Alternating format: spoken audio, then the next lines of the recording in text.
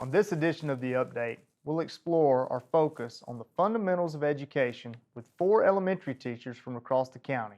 Stay with us.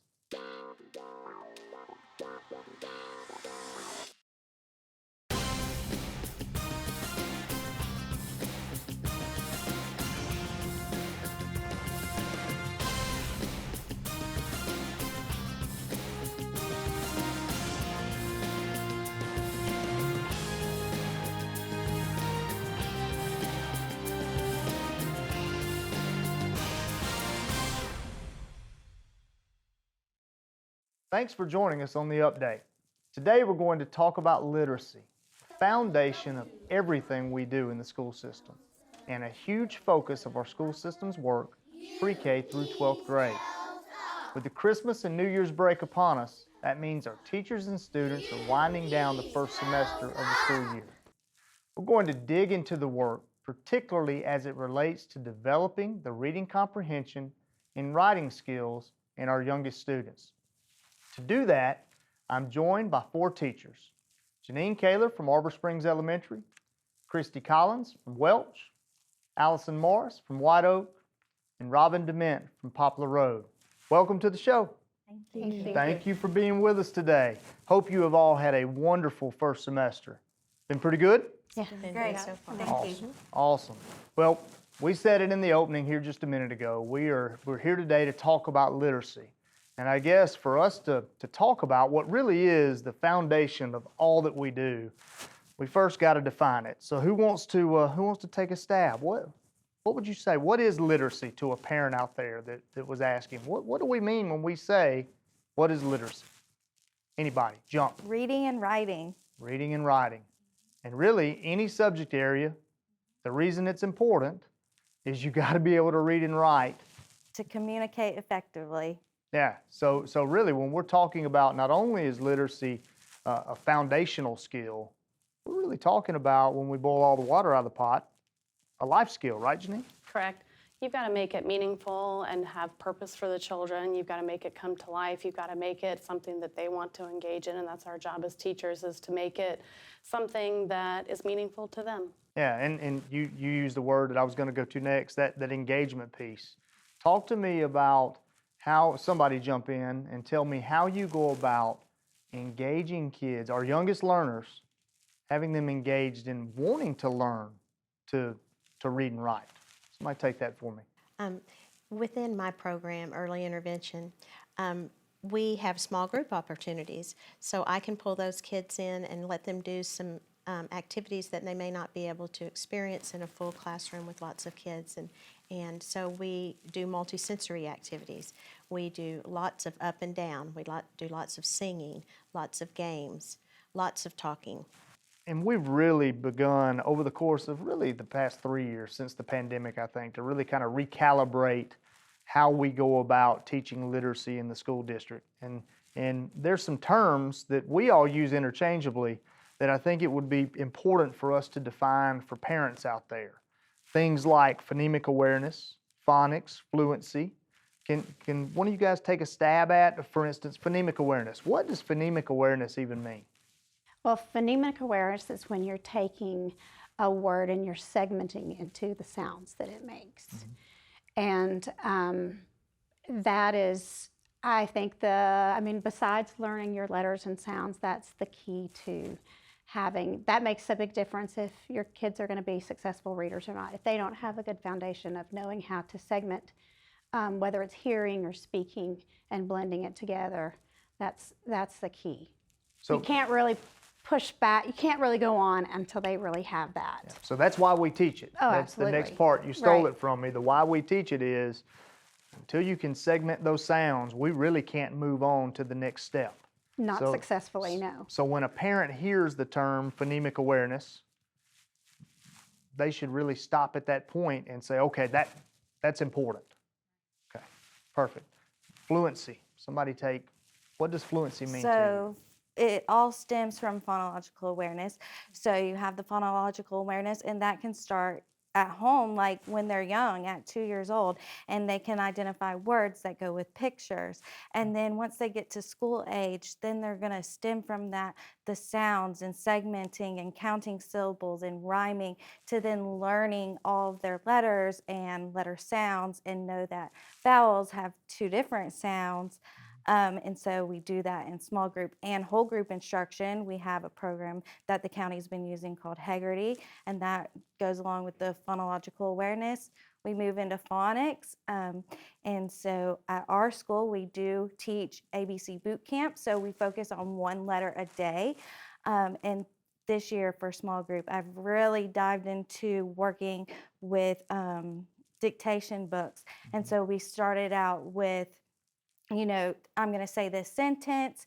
Tell me what sounds you hear at the beginning of all these words, like Annie alligator ate apples. What do you hear? You hear ah. And I teach them motions. I teach them the formation of the letters. We might, going back to what we all said, you might use tactile, like tracing the letters on a screen. You might use sand trays. You might use gel bags. That just gives them the motion and they can feel. And then we dive into sorting letters. So you might say, we're focusing on the letter A today. Does this monkey go in letter A? No. Well, then what letter do you think it does? And it opens up those other conversations. So fluency goes with all these other things, comprehension, fluency. We dive into the small group books. They are able to decode what these sounds are. They're able to continue reading. I work with my small group and I said, okay, I'm going to give you a second to read it after I modeled it, and then I'll read with each one, and then I'll slowly take some of their books and say, now partner read. I say, you keep reading the same book, it builds your fluency. Fluency is saying what the words are with expression, even knowing what you're saying. So fluency can even stem to these activities that I've been doing in my room where they read a sentence and they find the picture that goes with it. So engaging them in that process, and I found that they really love that. And you can see that they're actually understanding what they're reading. Yeah. And look, I don't want to date myself or any of us, but y'all correct me if I'm wrong. This doesn't sound anything like how we were all taught to read, does it? No, we use the basal. Yeah, it is just And it radically is- different. And you mentioned Haggerty, and of course, I know we're going to get into in a minute Orton Gillingham. We've made a real strategic investment over the course of the last several years to really buy into the science behind reading and to get to, we know the why. The why is because literacy is the cornerstone of it's the foundational skill of everything. You got into some of the how, which I think speaks to some of the science behind reading, because we know that every single learner learns differently. And what I heard you describe was, if I'm one that learns by feel, I can now be taught my literacy skills and how to read by feel. If I'm one that learns by feel and doing. If I'm one that's an auditory learner, there's a strategy to engage me in learning. Can y'all expand a little bit on how you go about that in your classroom? I'd like to add to that. I think what we said is so true, is that kids need to anchor their learning to something, and I think movement is the key. And I think you addressed that. Just the newer age is through multisensory, through movement, and they can anchor their thinking to the movement and the actions, and I think it helps them to remember. And I think that's key when teaching reading. Yeah, I mean, it's not just sit and get anymore, is it? It's come a long way, hasn't it? And the I do, you do, we do is also important, because they're hearing when I do and we do together. And it's not always in that order, I do, we do, you do.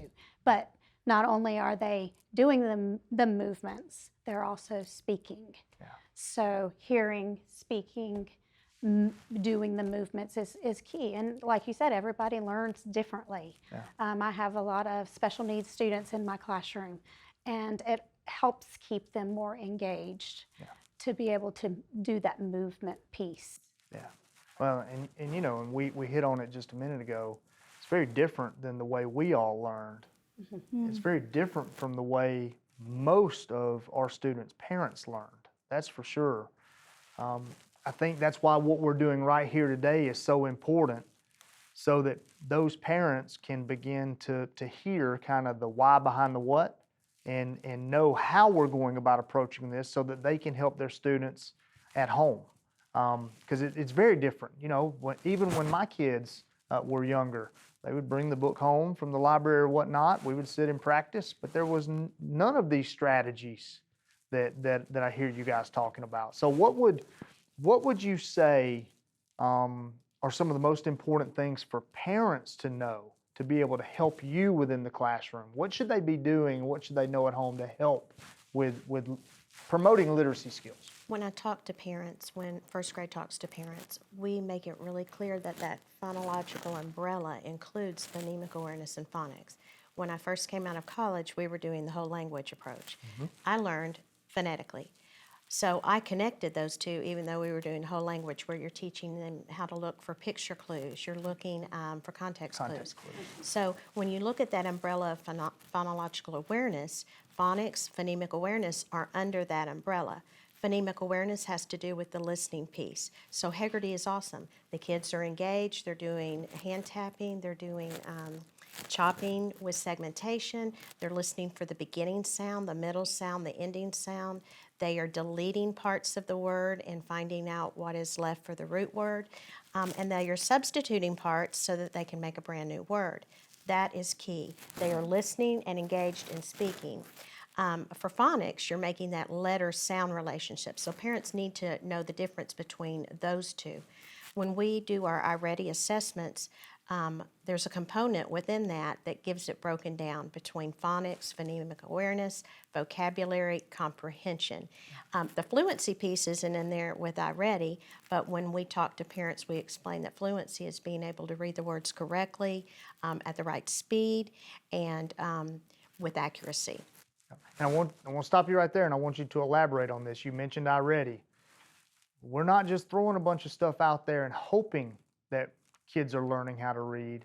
We're formatively assessing throughout the year whether we're making progress toward these goals. Explain to me and to parents out there a little bit of how we're doing that through things like iReady. When students take iReady at the beginning of the year, you get a good baseline data of where they are and the skills they had And in it's the a screener. previous year. Yes, it's a screener. Yep. And we don't just use that to screen. We use, with our school, we have a blitz team, and we meet together with administrators, special ed, myself, and teachers, and we train them how to look for fluency and phonemic awareness. With that information, then we share it with the parents and say, okay, here's where we are, and here's where we need to go. They've just taken the mid iReady, and we send those parent forms home so that they can see specifically what their child needs to work on. And then we adapt our instruction. Yep. So within to the classroom. parents out there, be ready for iReady. Be on the lookout for it, because it's going to give them some valuable information about what their kid does well in the area of literacy and phonemic awareness, and what we need to work on for the second half of the year.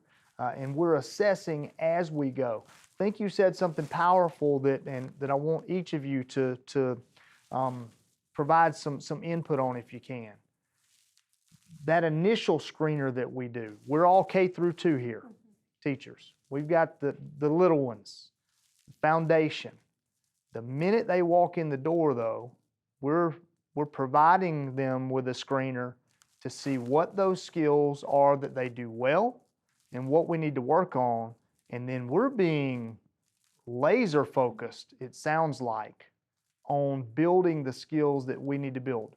Build on what they do well, but improving on what they need to improve on. Talk a little bit about that, and I hear a school-wide approach to that. Somebody jump in. So in kindergarten at White Oak, we use ESGI, and so that is what we start assessing our students on from day one when they walk in the classroom. That is just an online platform that outlines what they need to know by the standards for Coweta County each 9 weeks. So we assess them on their letter recognition, letter sound recognition. We do beginning, middle, end sounds, blending. We can see where they are even in math as well. And then we have to assess them on their sight words. And so all of that together will tell us where they are. And we just recently completed our iReady assessment, and so we can see all of these strategies and what we've been working on being put into place, and I can narrow in my teaching from that data. Yeah, we're boiling down the teaching to specifically per kid in the classroom what they need to know, what skills, right? Right. Well, the small group, that's just perfect for small group. And you have, I mean, like I have a group that I just work letters and sounds with. Yeah. And of course, we're getting better, but then you have another group that you're just doing mapping out, segmenting the sounds of words. Yeah. The one good thing if your school purchases it, but the MyPath is excellent for parents to know about, because if they have the MyPath piece for math and reading, the diagnostics know exactly the areas of weakness and what they need to focus on. So those are things that students can even do at home with their parents, and the parent, that could be one thing that they could focus on. And Janine, even with kids, we're having conversations with kids about what they're doing well, what they need to improve on, and students are being made aware of those things, right? Sure. My favorite time of the day is skills block time, and that's like what you were talking about, where we can address the individual needs of students and really hone in on weaknesses and with strengths. And that's when you can conference with the students, tell them what they're doing well, you can show them growth, you can set goals, you can help them achieve. I think if they understand what they need to work for, kids are amazing and they can reach those goals if you challenge them and if you set the expectations high for them. So we talked about goals. It's funny because my next question is, when you're all K through 2, what are our goals for K through 2? What is the ultimate goal of all of this that we're doing in the area of literacy? Somebody take it and run. I've taught my students that what's the goal of doing Haggerty, what's the goal of doing these small groups, and they know to say to read and write. And so that's the most important thing that I'm focused on. Going back to the parents real quick, I did want to mention that sometimes it does feel overwhelming and some of these words you're not too familiar on, phonological awareness, phonics, and even as teachers, like communication with us is key. And it might be hard to start the conversation of what is this? How can I help? I don't know the letter sounds. And so just having that communication with your child's teacher and just being vulnerable to that, because we as teachers, we're still learning too. And as we've mentioned, the science of reading, that's a whole new kind of term that's come around the whole country lately. And so this summer, just taking the time to research that, and we put up sound walls in our classroom. So I had all these pictures of mouths on my wall when they started kindergarten, and I'm sure the parents were like, what is this? I took down my sight word wall. I put up pictures of mouths on my wall with the letter, and like I mentioned before, we did ABC boot camp. So I covered up each picture, each letter, and so it's not so overwhelming, because even as adults, we walk in and we're like, what is this?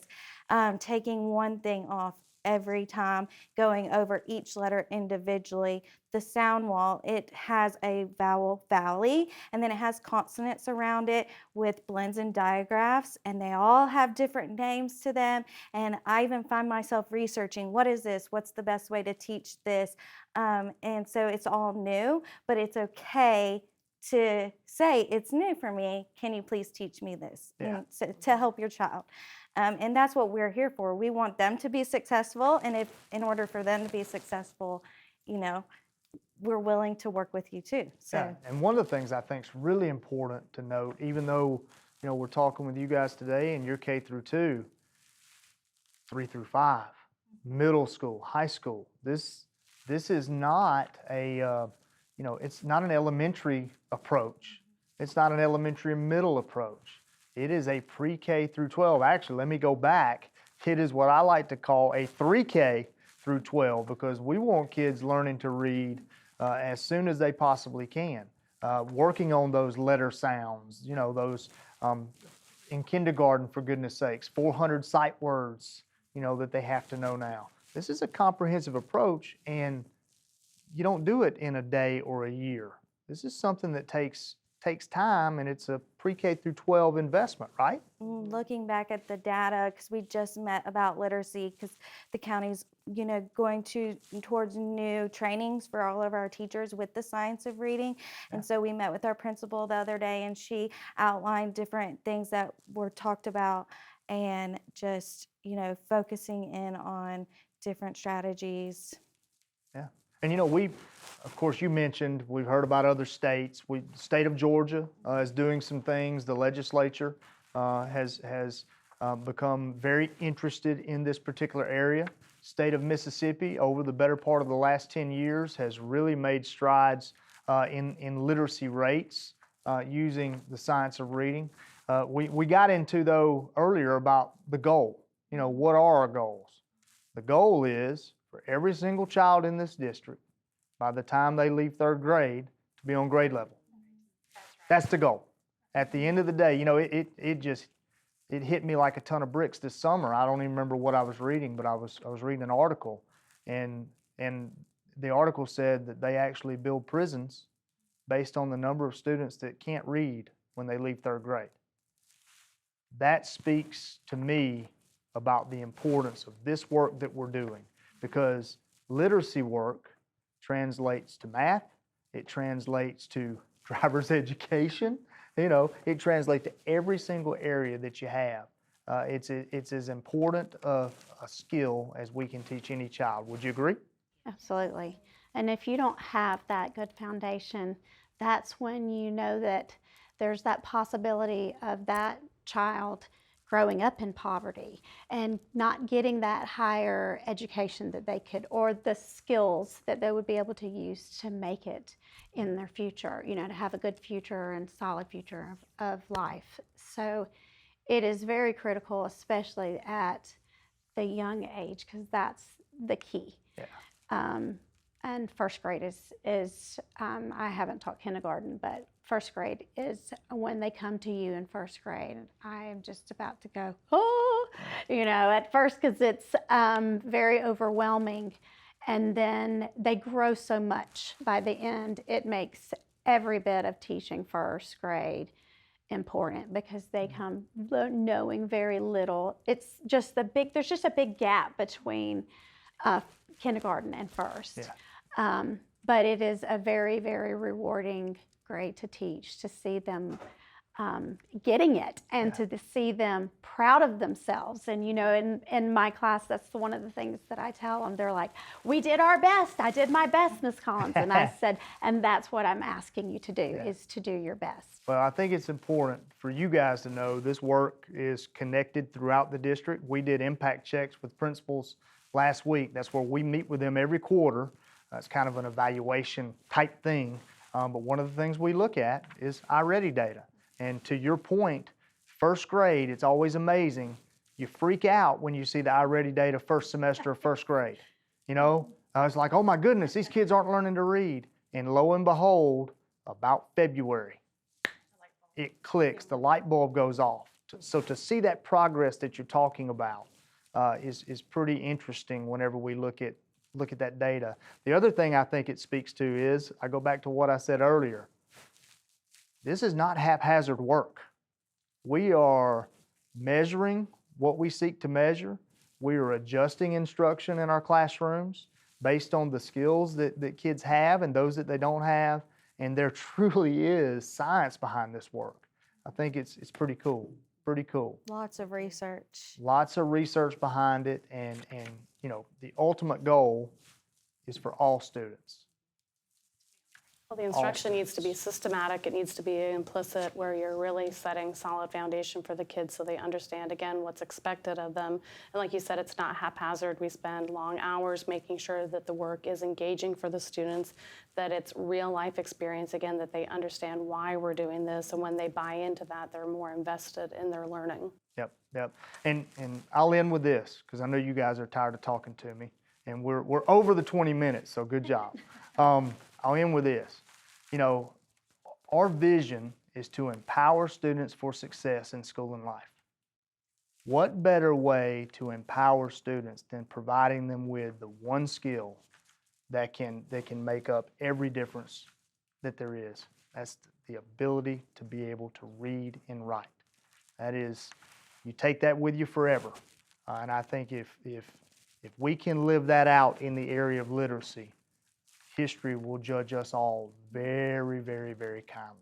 So I thank you guys for what you're doing with our youngest students. You're doing amazing work. Thank you for buying in to what we're doing in the area of literacy.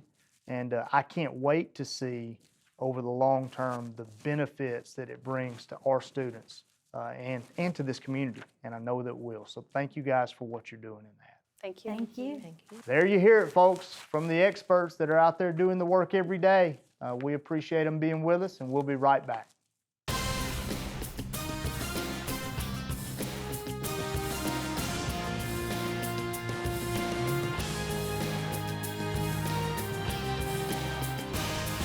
The work of the 4 teachers we talked to today is a good example of the work going on around the Coweta County schools. And we believe the fundamentals that they're helping their students develop will serve those students well through 12th grade and beyond. That's why we're particularly focusing on literacy in our school system. We'll continue to explore that focus in our elementary, middle, and high school classrooms in the coming months here on The Update. Until then, we hope you have a great holiday break. Our teachers will be back on January 2nd, and our students start the second semester on January 3rd. We'll see you back then, and until then, I wish you and your family the very best.